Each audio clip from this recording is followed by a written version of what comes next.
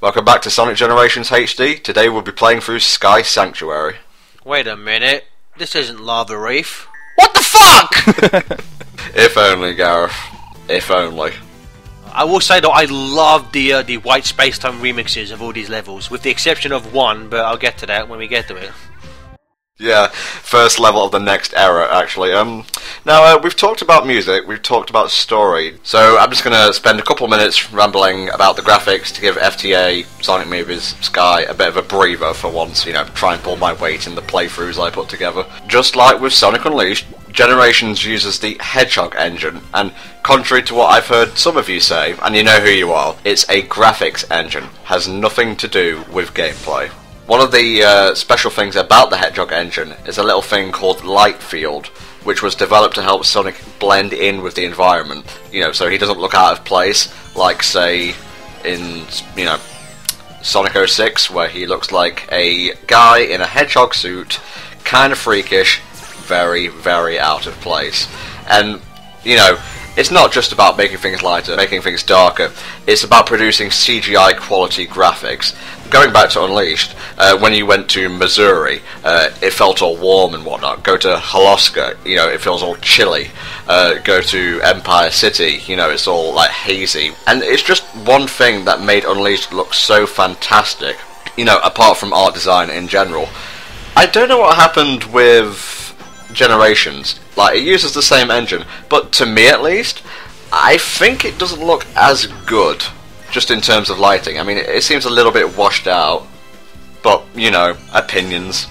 Now, this is a pretty cool set piece. I didn't actually realise what it was at first, and then Sky pointed it out to me. This is meant to be Hidden Palace, which makes a lot of sense, especially when you consider the teleporter at the end. I love it. When they said, okay, you'll be seeing more of the levels, this part I will give them, somewhat.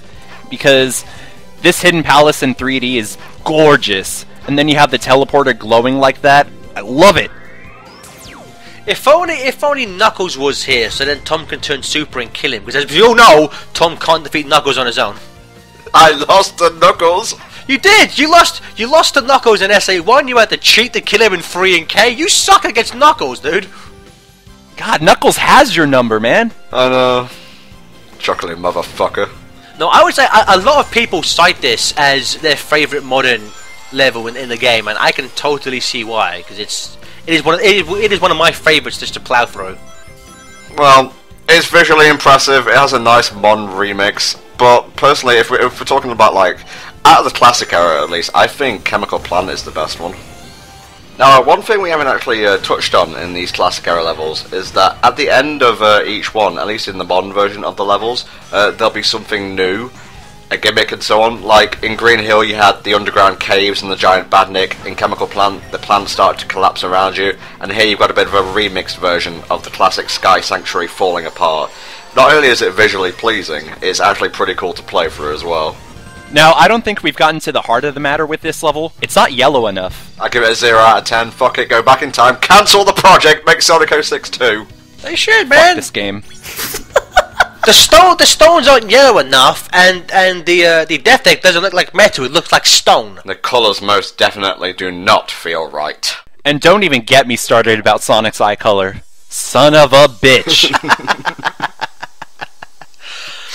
No, but one visual thing, as we just see in that tree next to Knuckles, you see some grapes. I like that, because that's a very nice. That's actually a very nice bit of referencing, because in the manual for Sonic the Hedgehog 3, it references Knuckles has a character profile, and his favourite food is listed as fruits, especially grapes. So the fact that they put grapes there, I think, is a very nice little bit of, you know, like, knowledge of their franchise. Would have been nice if the grapes were growing on a vine instead of a tree, though. Steven, keeping it real.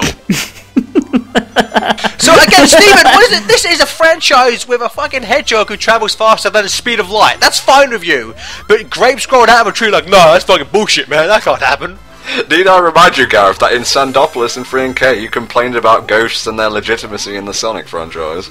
Yeah, because ghosts are silly. Alright, ghosts don't fit in anywhere. But grapes growing on trees, that's just right out. And running on a dreidel, that's just fine. He lives on an island that fucking floats. I think we can see that grapes could possibly grow on trees there. Oh, but ghosts can't exist on it. No, they can't exist. That's bullshit, Skylar. I love this commentary group. You know, in these quiet spots where there's kind of like nothing to say, you just have to like look at the level for what it is. And damn if this version of Sky Sanctuary doesn't look good. And that music is fucking fantastic. Now I will say this classic remix is probably my favorite in this whole soundtrack, hands down. This song gives me chills when I listen to it. You can judge me all you want for that, but I will say that proudly. I love this track, especially around the 40-minute mark when they kind of bring us some army drums. I love that bit. It was like, that just sounds so awesome. Yeah, nothing like listening to this song for 40 minutes until the drums. Hey, June Solo wanted to do a very extended remix. All right, shut up. How dare you judge that man? Speaking of remix, hey, it's the classic Invincibility theme from Sonic 1 and 2. Hooray! Yay! What's it doing in Sonic 3 and Knuckles? Fuck this game! Sonoy, you can't even get the right music tracks correctly. Michael Jackson. Well, with all respect to Mr. Sonoy, he is no Michael Jackson, but, that being said, he did a pretty damn good job with Generations. Now, I love how they brought in those spinning platforms from Chunnan, Dragon Road from Sonic Unleashed. I'm pretty sure those were in the original Sky Sanctuary as well, but I get what you're trying to say. They do look like they came out of Dragon Road Day. My biggest memory of the circular platforms, the spinning ones, is just getting stuck on them over and over. So he just kind of ran down my time as Hypersonic, and by the time I got to Megasonic, I was out of rings, and that was the end of me. Thankfully, and also regrettably, though, there are no Mechasonic mini-bosses in this version of Sky Sanctuary.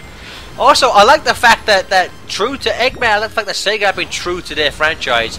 15 years later, Egg Robos are still fucking useless. Good job. They still wait for like 6 hours before they try and shoot you. Good job there. It's like, is that Sonic? I think that's Sonic. Okay, I'm gonna charge up. Oh fuck, I'm in pieces. Hedgehog, priority 1. Priority 1.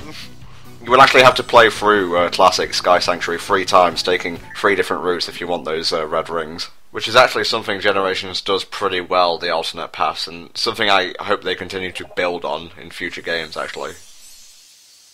And I love this character interaction. We haven't said, depending on who you complete the zone with last, is who the character speaks to, as we're going to see in a minute. Knuckles is pretty much going to say, "Sonic, you fat fool!" I feel bad for classic Sonic when I see this, but I can't help but laugh. I love this design for Knuckles. To me, Knuckles looks so good in this design. That's enough compliments for this part of Sonic Generations. We'll see you all next time for the final part of the classic era. See you then.